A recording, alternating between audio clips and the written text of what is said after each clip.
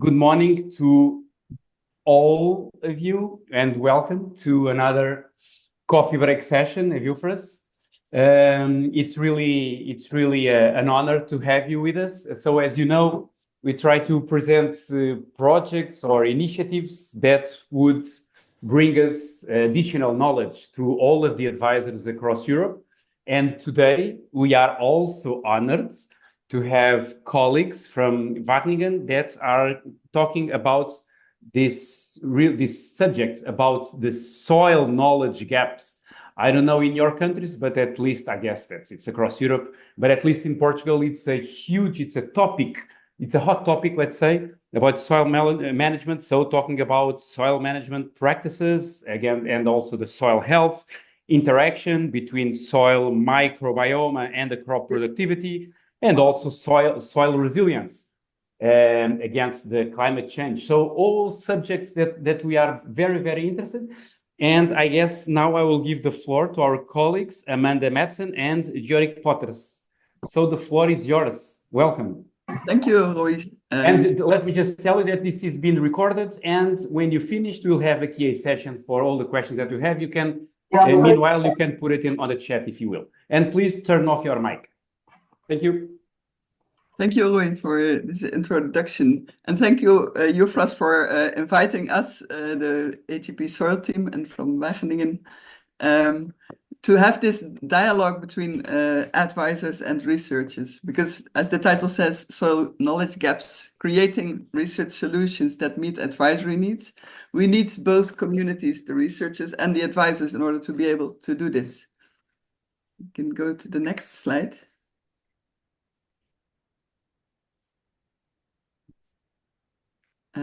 So today will be hosted from our side, from the EJP Soil side. It will be myself, Jorike Potters from Wageningen University and Research, and Amanda Matson, also from Wageningen Research, sharing some of the results that we've been developing within EJP Soil project. We have not been doing this alone. We have been collaborating with Tiagas and SLU and Boku, the different organizations. Together we try to see what is the richness of knowledge that is available in EJP and how can we make it more available for advisors. Yes, I think we can go to the next slide. So the outline of this webinar, we start with a small introduction to the EJP Soil program, the research solutions, how they've been created, what topics we share. And then we dive a bit into the understanding the advisory needs, as far as we get as researchers try to understand what advisors really need. The main part of this program will be the showcasing of research solutions, so the research solutions that meet advisory needs. And then, of course, the interaction, really the dialogue between you as advisors and us as researchers to see how we can better find each other. Please keep your telephone ready because at the end we will have a Menti.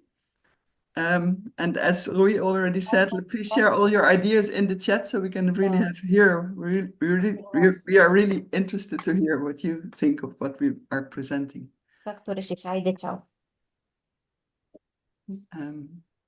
So what is EJP? EJP stands for European Joint Program. This is the EJP Soil. It's a co-fund action, so it's partly funded by the European Commission and partly by the partner organizations. The main focus is research to support policy, but as we will see, it is not only policy. The objective is, can we have the next one? The focus is on climate, oh no, not just one back. Yeah, the focus is on climate smart, sustainable agricultural soil management, and that's the challenge that we all are standing for. Within the EJP Soil project, we have 26 institutions in 24 countries, so almost all countries within Europe are participating and joining knowledge and expertise to really understand soil management better and to fill the knowledge gaps.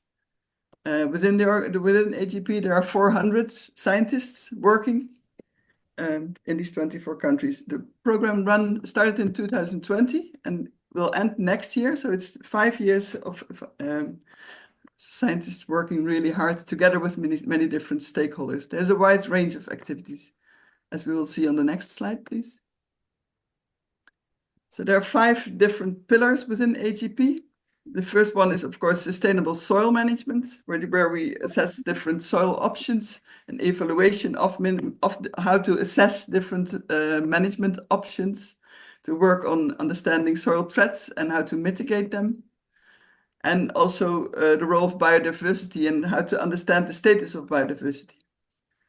And the second one, a very important one, is climate change and mitigation, which is about soil organic carbon sequestration and understanding how the dynamic is and what management measures can really help to sequester the carbon, and what trade-offs there are, of course, with other aspects of soil. On the climate change adaptation, it's really about the evaluation of different management practices. There's a big chunk of work on assessing and monitoring, so really harmonizing frameworks and indicators, because we talk a lot about soil, but to really understand and have a common reference point to see if we are making progress and how we are doing. So on innovation and methods for data acquisition is work there. And then what is more at the center of what we're here for today is the fostering adoption. Understanding it all is important, and here you as advisor community come in an important role. How to make sure that all new understanding is also really used to make sustainable soil management more sustainable. So there are many different stakeholder groups. As I said, policy is one of the important stakeholder group, but to make knowledge work in practice, we need you as advisors, and farmers, researchers, and industry are also important. So today we really focus on the knowledge for advisors. We go to the next slide. As I said, we try to understand what advisors want. So we started out with a workshop, with a survey among all advisory organizations in Europe. We got responses from 22 different countries. This survey was really broad in understanding what is the current practice, what sources of knowledge do people use, advisors use, what do they value in this, what kind of knowledge they are using, and where do they think there are really knowledge gaps. As you see on the right side, we got a good response from different types of advisors, because of course you have public extension services, more self-employed advisors, private consultancy companies, also farmer unions taking the role of advisor. There are universities and some agricultural schools, which are minor, but the most part are different types of advisors who responded to this survey. After this survey, we discussed the results with a group of advisors from different countries in order to really understand what it is that advisors need. And finally, we also had a workshop then to go back to the research community. Well, I go to that later. I think first we look at what came out of the survey, which is an overview, of course. So if people are interested in having the more detailed results, we can, of course, share them. Can we go to the next slide? Yes. So if this is really one slide that gives the outcome of what we understand for it. So we asked, like, what are the topics that are covered, currently covered by advisors? You see on the left side. But then what has most of our interest, like, what are the topics that require greater attention? So we see that people are really interested in the first, to enhance soil nutrient retention and nutrient use efficiency. The second one is about optimal soil structure. The third one about maintaining and increasing soil organic carbon. A fourth one to enhance soil biodiversity, to really understand how that works. And the fifth, to enhance soil, water, and storage capacity. So these are the 5 topics that we took out of these conversations with the advisors, and we took to our research community. But besides the topics, it's also really important to understand, like, what kind of information, because translating research knowledge to advisors, it's very much on the form. It's not only the content, but really the form, so that it becomes really relevant for practice. So one of the criteria is really that you really want region-specific information that you can use in working with the farmers. The next one. help to more practical field guides to help understand the soil and help farmers understand the soil. We want demonstrations of what works and what are the results of different measures. And next one. And then support in sampling and analysis tools that are really affordable to get an insight of what's happening in the soil. Understand the effects of soil measures, translating insight to practice. Decision support was an important thing that came out of that, would be useful. And threshold values to see, okay, if we have an outcome of some sort of evaluation, how do we make sense of that? We go to the last one. And well, there were some insights that we need platforms for reliable communication. There's so many websites popping up and every project makes their own website, but it would be really valuable to have one place where you can find it all. So based on this information, we went to our research colleagues to say, okay, this is what advisors need. What do you have in your different projects? Like within EJP, there are over 40 different projects working on specific topics, combined topics. So we had that conversation. And I'll give the floor to Amanda Matson to see what we did in it and to highlight some of the resulting material for advisors. Thank you. Yes, thank you, Jorike. I saw one question in the chat just now about how did you decide the order of importance? I'm not sure exactly what that question meant, but if you meant how did we decide that order of importance of 1 to 5 on that slide that you just saw, that was based on the survey. So most advisors said, for example, that the most important thing that needs greater attention is nutrients. So that's just based on the number of advisors that identified that topic as the most important topic for them. Yes, not a problem. So yeah, we have a lot of information coming available right now through EJP Soil. As Jorike said, our program is coming to an end, so it ends next year. So right now is the time when projects are rounding up, they're putting things together, and slowly we're starting to fill up our website with different types of information. So if you're not aware of this website, you can see the URL right there. Highly recommend, take a look at it, see what's there. I'm going to highlight some different things today from this website, but there will be more coming in the next month. So I'm guessing most of you know the way research works. First, we do the research, then we write the scientific publications, and at the very end, we try to translate our information into things that might be useful for specific target audiences. So really the things that you may be most interested in are the things that are coming up in the next few months. Not everything is available yet. What I want to highlight today are 2 things that are available right now. You can take a look if you want. One thing coming up in October, so very soon available, and something else that I just personally think is a really important topic. So I want to highlight that it's being worked on. There's some information about it. And I think we all hope that we'll see more in the future. Can I see the next slide, please? So this slide you've seen already, you're familiar with it. And as Jorike said, we really focused on the right-hand side there, the 5 topics that advisors said, these are things that we think need more attention. And we've tried to link then the topics that were identified with some of the types of information that were also requested. And so the first example that I'd like to show you is a combination of soil structure, both in demonstrations and the specific effect of soil measures that can be taken in the field. So next slide, please. So when we talk soil structure, that can mean a lot of different things. In this case, we're specifically talking about soil structure as it relates to soil compaction, which is, of course, a huge issue for a lot of people, given the machinery and the types of soil management practices that are used. And what I show you here first is the science that's been developed in EJP Soil. So the report, which you can see on the right-hand side there, Techniques for the Recovery of Compacted Soils in Europe, is available on the EJP Soil website. And basically, the take-home message of that report is twofold. One, that prevention is always better than recovery. So they looked at recovery techniques. Yes, of course, it is possible.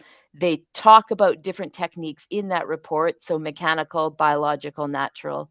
But they do also emphasize that in 80% of the experiments that they looked at, they didn't get better than 50% recovery. So really also emphasizing that where possible, prevention is of course preferred, but recovery is possible. And so in that report, you will see the figure that is shown here on the screen that gives an overview of what are all of the things that are actually affected. I'm sorry. Oh, yep. Okay.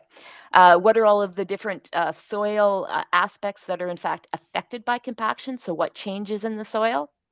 And in the video there, that's actually a colleague of mine who explains a little bit about what's also shown in that report around the different options for recovery. However, this report and the video are really high level, so probably quite interesting to advisors who work a lot with compaction, possibly not as user-friendly as you'd like for a demonstration tool or an interactive tool. I'm also getting a little feedback from somebody's mic. I'm not sure who that is. If we can go to the next slide.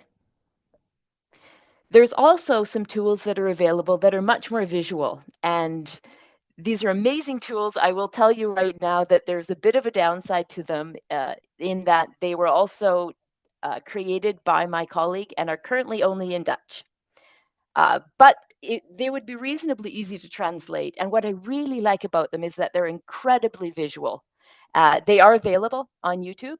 And it's a series of 5 on compaction that starts with what is soil compaction. So that's the first video that you see there. And again, you can see it wouldn't matter if you could understand the Dutch. You can see as that tire moves across the soil how the structure is being compacted. So if that type of really visual information is useful for you, then I highly recommend that you take a look at these videos. In the second one that you can see is popped up there is how can you avoid compaction? And again, it wouldn't matter what they're saying in that video. It's pretty clear. Less than 5 tons good. Less than 5 tons is good. Over 10 tons bad. Right? So really visual, really nice, easy to understand. Finally, the third video that comes up there is what do you do? So how do you recover from compaction? And again, you can see what's highlighted on the screen right there are these plant roots that are breaking through that compacted layer and getting able to reach the soil below. So I enjoyed watching all of those videos. And again, if soil compaction is a topic that's of interest for you, if this would be a useful visual tool for you, then highly recommend that you take a look at that. So if we go to the next topic that we wanted to highlight was biodiversity. So interesting with biodiversity is it doesn't show up on the left-hand side at all. So this is really a topic that's been getting more and more attention in recent years, and again, was identified by advisors as this is a topic that we need more information on. And today I'm going to highlight a little bit about what's already there and a little bit about what's coming soon. So the first one, what do we have already? If what you're looking for is just basic information about why is biodiversity important? What are they actually doing in the soil? I recommend that you take a look at the PhD school. So throughout the different PhD courses that have been offered by EJP Soil, there's a lot of really nice visuals that show the basic information on a lot of different topics. And what I've shown here is just biodiversity, but there are a lot of other ones there if you want to play around and see what else you can find in that under that link. But again, if what you want is basic information, why is biodiversity important? What exactly are microbes doing in the soil? Why do we care? These are really nice visuals that you can use, and you can see on the right-hand side there, there's the different functions that the microbial community can offer. They unlock, enhance, fix, stimulate, protect. Of course, I think a lot of you probably already know this level of information. So while these are nice tools for interaction, they're not necessarily the type of tools that you are looking for to enhance your knowledge of biodiversity. So recommend that you look at that. But good news, if we go to the next slide, coming soon is an interactive website that has been created through one of the projects looking specifically at soil biodiversity over the last few years. And what you'll be able to do on this website is really dig deep into the types of biodiversity that you're interested in and management practices and how those link with each other. So for example, what's shown on the screen, let's say you're interested in earthworms and you want to understand how are earthworms going to be affected by different management choices that I make or that a client makes. You can see here, based on a number of data points from across Europe, so that's what you see on the left-hand side, you can see very clearly the difference between conventional farming, organic farming, and integrated farming for earthworm biomass. Now, I suspect another question that many people have is not just how do management practices affect biodiversity, but also, okay, that's nice, but how many earthworms do I need? What is the threshold for earthworms that I need in my soil? Great question, and those are, of course, still ongoing research topics. So thresholds are not, as far as I know, going to be available on this website, but I suspect it will still be interesting for a lot of people to explore what is the effective management, and are there management practices that perhaps have less effect than we thought they did. So recommend in October, I think this will be made available exactly where the website can be found, and playing around with that, I suspect would be of interest to a lot of people. So if we skip to the next slide, this is the topic where I'm afraid I don't have good news, like this is coming in October, but I think it's a topic that it's really worth mentioning. We hear you and we agree with you when you say that we need affordable sampling and analysis tools. So if we go to the next slide, this is a science snack card. So the EJP Soil website that we showed you first, if you go to snack cards, what you'll find there are some really nice condensed pieces of information about different research that's happening. And one of the ongoing research topics is exactly this, what was asked for, and something that we as researchers would love to have as well, which are low-cost, precise tools for measuring in the field for different types of soil properties. And so this is not available yet, and I am afraid I can't tell you when it will become publicly available. But just so that you know, if this is something you're interested in, read the snack card. There's also a much more extensive publication available about this topic that's available via the QR code there in that snack card. But also just so that you know, this is, if this is something that's important to you, I agree, it's important to us as well. And we are really interested in seeing these types of things be generated, and we'll let you know when they become available. Which brings me to the last topic. So back, if we can go to the next slide. Back to things that are available to you right now, which you might not be aware of. We have an interactive website that was made by one of the projects in EJP Soil, which combines actually all of these topics that were highlighted as being important with region-specific information. So if you skip to the next slide. The website itself, I had been aware of it actually for quite some time, and just recently I had a reason to go in there and take a closer look at what's there. And there's an amazing amount of information there if you're interested in understanding different management practices. So the one, if you look at the very left-hand side, what I've highlighted here is water management and specifically drainage systems. But there are, I don't remember how many, I think over 50 different management practices summarized on this website, and they give you two really interesting things. So first, they give you some very nice detailed information about what is that management practice. They then go on to tell you where might that be applicable, where might it not be applicable, what the possible impacts of that practice are. So in terms of different soil challenges, will this practice increase or decrease erosion? And also then references and useful links for that practice. The second thing that they show you, if you pop to the next slide, is maps of adoption. And so there you can actually see what regions of Europe, if you click again, that'll just get bigger. Can you just click one more time on this slide? Yes, perfect, thank you. It'll actually show you maps of adoption. So where in Europe is this specific management practice currently used? And in that area, do most people use it? Do only a few early adopters use it? Does nobody use it? So you can get an idea not only what is the practice and where might it be useful from a theoretical standpoint, but also literally now, who are the different people and where are the different people that are actually using it? So highly recommend, if you haven't seen this website, go play around with it. There's a lot of really interesting information available on that website. And if you click to the next slide, I think that's it for what I wanted to show you. There's a lot more coming. And we had hoped that there would be more that we could show you today, which unfortunately they're not all available yet.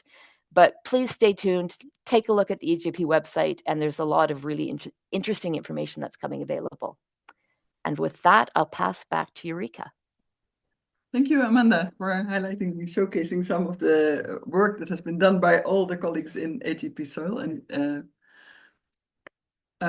we would now like to, like we said, the dialogue between researchers and advisors is what we're here for and what is really important. So we would really like to hear what you think of what you've been seeing, what Amanda has presented.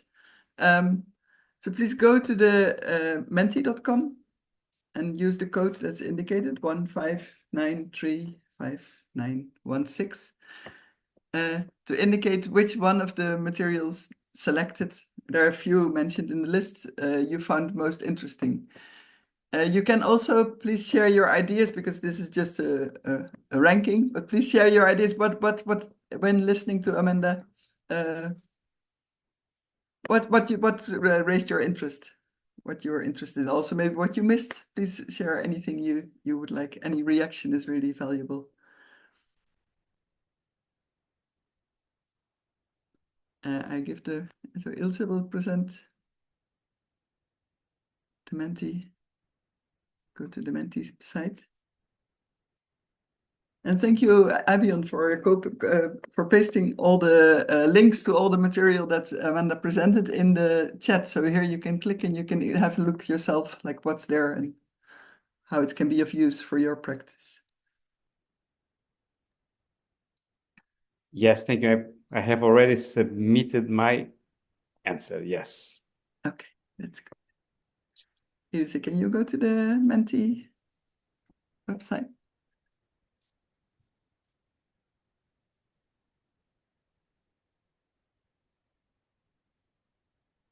Yes, so you see the first animations and information on soil compaction has raised the interest. So here are 4 of the options, I think. And the data on biodiversity, people are showing. And of course, it's not a competition between these topics, because all topics are important. But for us, it's just a way to see like what kind of information you're really interested in.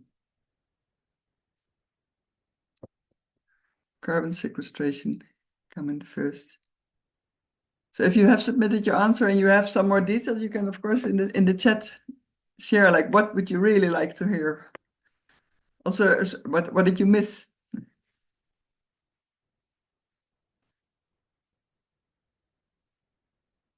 Okay, I wait 1 more minute to see.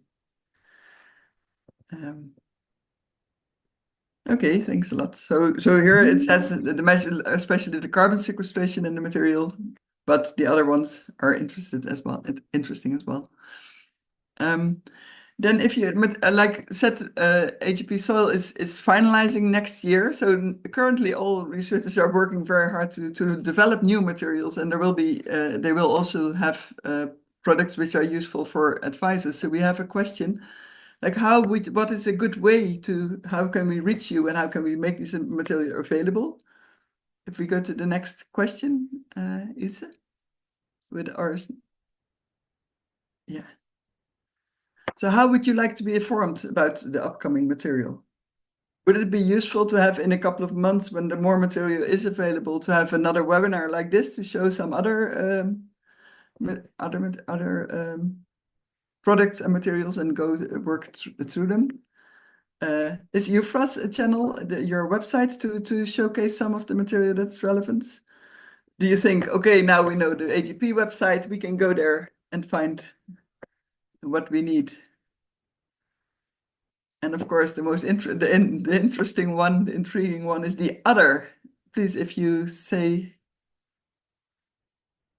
if you've indicated this, please use the chat to explain what would be a good way to inform.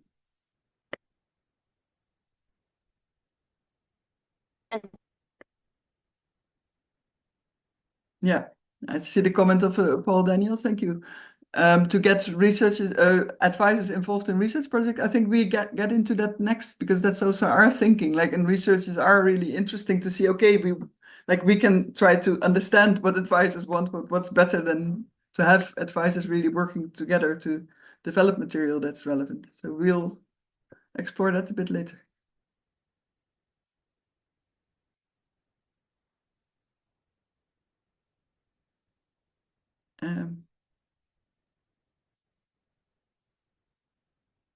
Yeah, so really the meeting and the other experience local circumstances in groups and life, to have researchers and advisors working together with farmers. Of course, the living labs that are emerging in all different places are places for that as well.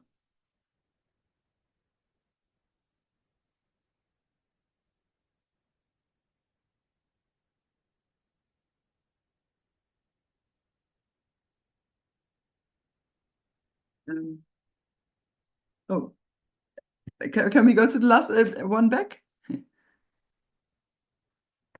Yes, okay, there's really an interest in another webinar like this. Once the material is ready, I think we're also very much interested. So let's work together with the EUFRAS to organize that.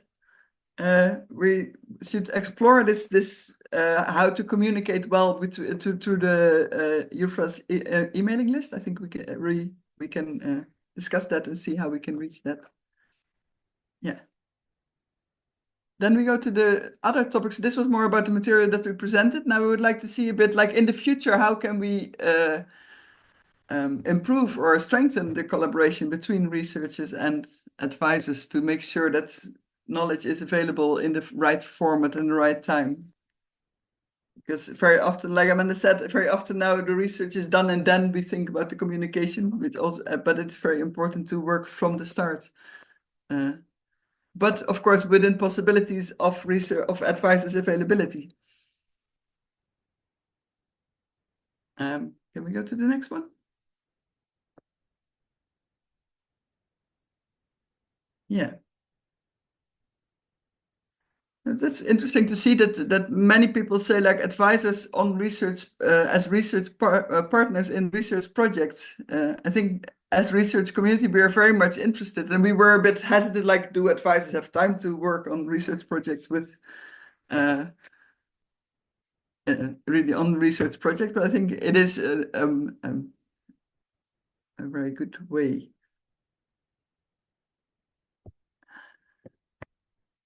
Yeah. That's more the second one, including advisors in dissemination. That's of course more closer to the actual the key work of advisors. So that's another one. And if advisors are more involved in the research project, it's also easier to make that step, I think. Also interested in testing and prototyping. If you have ideas of how we can reach you, we would be very, also you can use the mic also to have ideas on because I think on both sides, and that's really good, on both sides the interest is there and it happens on occasions and it does work, but yeah, any idea of how we can more structurally improve that relation, that would be really valuable. And maybe Paul, would you like to Paul Daniels, would you like to explain a bit how you mean with level playing? What you mean? What are your ideas? Jorike, we are in the same country. That is a very stubborn country, I would almost say. We have a highly privatized advisory landscape, and these advisors, we are an association that assembles them and create lifelong learning, etc. for them, quality assurance and independence check. But the point is, these advisors want to get aboard, but they are paid by their customers, and they have to get their income firm by customer visits. So if they have to choose to go on board of a project and have a mediocre hour tariff, or go to a customer and have top hour tariff, they most oftenly will go to the customer. And that restricts the knowledge flow in the Netherlands, especially. So a level playing field, I mean, is that there is understanding between the researchers that are from institutes or public advisory services and the independent advisors that have equal amount of experience and knowledge, but only can contribute when this hour tariff is leveled with the hour tariff of customer visits. And that is very difficult to create if there is no understanding. And how? I don't know. Maybe by funding public advisors by the standards that they already have, and equal it to the standard of the private advisors in their world, and then get together. It's very difficult. I think that is really a political matter. Yes. Thanks for giving me the word. Thank you, Paul, for explaining this challenge of tariffs and especially reaching the private advisor, or finding modalities that serve the reality also of private advisors. At this moment, there are always the same small group of advisors that are indeed stepping into research projects, but that is less than 5% of all the advisors that there are in the private environment in the Netherlands. And I understand, of course, there are also member states that only have public advisors. Yeah, that's a completely different landscape. Yeah. Thank you. Maybe somebody from another country can share some how they see this possibilities of collaborating, or what challenges they face. I can jump in just to give the example of Portugal. I absolutely agree with Paul. Of course, we had this discussion, but let me just highlight that we also have this discussion about the huge, is not the knowledge soil gap, but sometimes it happens the gap between what is happening at research level and what is happening on the fields, let's say. And here I would like to congratulate you both, because the work that you are doing, in my personal opinion, is really great. And all of the approach that you had in this session was really great on practical issues and giving the highlights spotlight, or a spotlight, let's say, to the advisors. That's for me, it's very important. So having said that, I would say that in Portugal, and looking at this board, at this graphic, I would say that for sure advisors are quite keen to go into demo days. And then I will go with Paul, perhaps if during the research process we could gather at the same time farmers and advisors. Let's not only look at advisors, but farmers and advisors. I know that sometimes we get to a point where are always the same farmers and always the same advisors, but I think it's okay. I think more and more are coming, but they are the innovators and so on, and they are willing to test and to fail. But so if we have them into the process, then they will be willing to do really good demonstration sessions. Because at least in Portugal, I would say that an advisor won't read a scientific article for sure, but they will go to a demo site where you will present what you just did, and seeing on the field that is normally super. It's quite powerful. Yes. So this is from Portugal, but perhaps someone wants to jump in and give another example, or even I can see that nitrates. It's also an issue. Who wants to come and share their opinion? What are you saying, Paul? Yes. Yeah. Yes. Yeah. And sometimes it's also from advisor's fault also. Anyone wants to say something about their own country?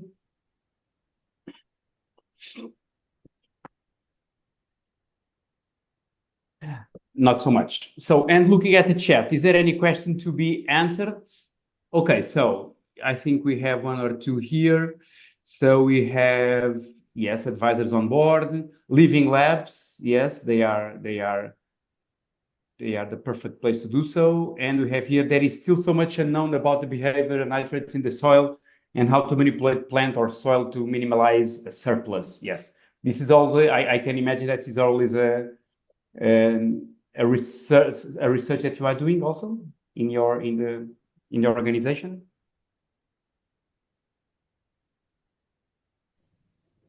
I know there are various projects looking at different aspects of the nitrogen issue. So some around greenhouse gas emissions, some more along the lines of nutrient control and how do you best avoid nutrient losses. We had one project in particular that was looking at decision support tools across Europe and really trying to understand what decision support tools were available for nutrients and water management, and carbon, I think, was their third focus.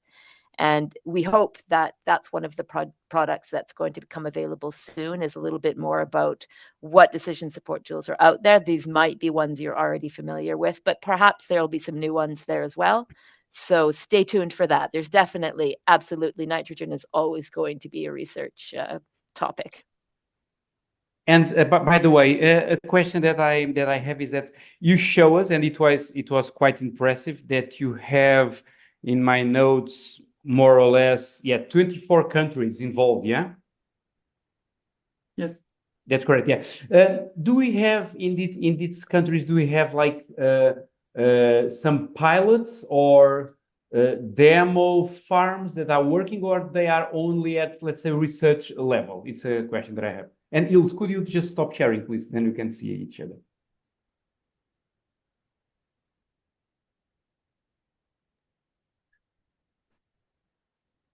I don't know if you understand my question. Yeah, can you repeat the question? What was that again? I'm just wondering that you presented a map with 24 countries, which is super. I'm just wondering if they are only like research branch, or if they have like pilots or even demo farms or something that it would be interesting to visit. Just wondering. Oh, that's an excellent question. Some of them undoubtedly have research areas that would be open for visits, and others I would guarantee you are not open. I think that's kind of a project to project question. I don't think I could give you a general answer on that. We would need to explore in a specific area if people wanted to sure. see whether or not it was available in that area. It makes sense. Yeah. I think, but the main partners in EJP are the research organizations, but I think there's the national hubs where there's deliberately trying to make at national level the linkages with other actors. So I guess I don't have the overview of where demonstration farms are part of this, but and I think it is a good question to look into that if we want to make the link. Yeah, no problem. It's just that in the last week we have been at EUFRA's annual meeting along with ILB and Season, and they were there like a poster session, and I found that it was a quite interesting case. That it was in Hungary, I guess, where they were having this. They were already implementing this kind of on-farm demonstrations they call it for deepening farmer-to-farmer learning. I think I'm not mistaken if I'm saying it was from Hungary. And I found it quite interesting because they have even from different thematics for the different, the software that you showed us, that it was quite nice with the filters, with the adoption map. So what they have is something similar, but with the different thematics, and then the different demo farms where we can find it happening. What is the thing where it's really happening and we can see it. So it's also quite interesting. I guess it could be also another stage of this mapping, because to be honest, I found it really, really interesting. And another aspect that I think it was quite important, and I think Paul has mentioned it also on the chat, is that on the survey that you did, advisors were quite enthusiastic, filling the questionnaire. So I was quite happy to see that also. It's very important. So having said that, any more questions? Yeah, just in support and to kind of help that, I don't know that we definitely have demonstration farms, but a lot of the projects use long-term experiments, which are specifically like agricultural experiments, and there's a database of all these different LTEs, as they're called, and you can kind of filter and see where these experiments are by country, by land use, by farming category. So it's not quite the same thing, but it would give you a good idea of no, kind but of it the gives us research a that's very good idea. happening. Yes. Yeah. Yes. Thank you so much, Evan. No problem. And there's like you put it on the chat, yeah? Yeah, it's in the chat now, and it comes up as like a full kind of interactive map, so you can see the distribution of these sites across Europe. That's great. That's great. That's perfect. Really perfect. Yes. Thank you so much. So any other questions? I will give you that counting on 5, 4, 3, 2, 1, and yes, soil mission targeting lighthouses and living labs. Yes, thank you, Katarina. Yes, absolutely right. I think one last question to discuss Yes. is see what role EUFRAS sees for itself and its members see in strengthening this collaboration between research and advisors. Do you have a role in this, and how? Yes, we do. Yes, we do. This is a very good example, the coffee break, but it's only the start, and is going quite well because we are having a lot of attendances there, a lot of attendees, and also a lot of views when we post it in our social media and website. So website is being a quite strong repository of it. And of course, every time the project is ending, if we found that you have like a really good, let's suppose like a database or even a website that is really good and targeted also, not only of course, but also for advisors, then we are more than willing to have it in our website and promote it, yeah?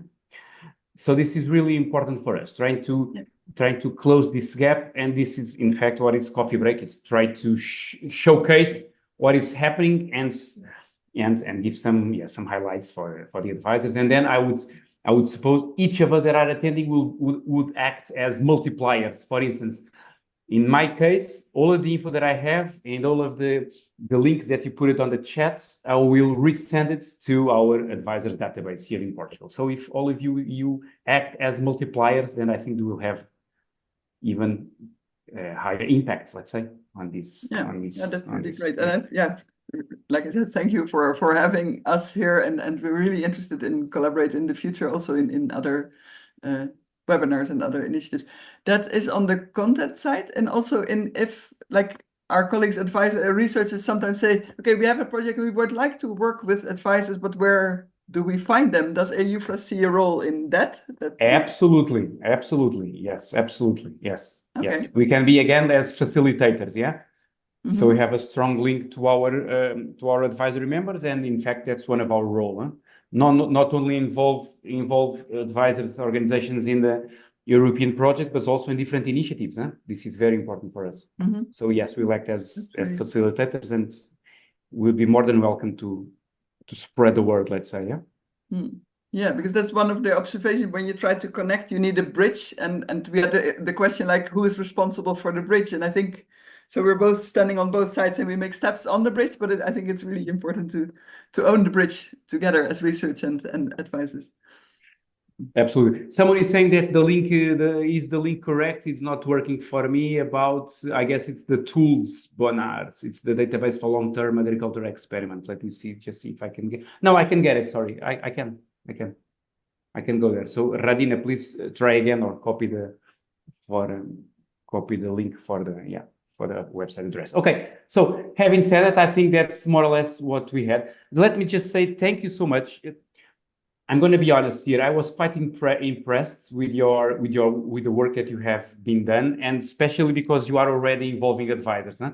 It's not only look, we are working in our labs, and here it is the final result. So you are involving advisors. I think the advice that we're giving you are already doing it. So involving advisors right from the beginning, from the questionnaire. I think Paul mentioned something that is also important, that it's involving also in the process. That is totally related to the practicality of the research, of all of the research, and again, all of the links that you share and the enthusiasm that you show. it was a very good example. And how do we want that these coffee breaks to work? So congratulations to both of you. It was really a pleasure.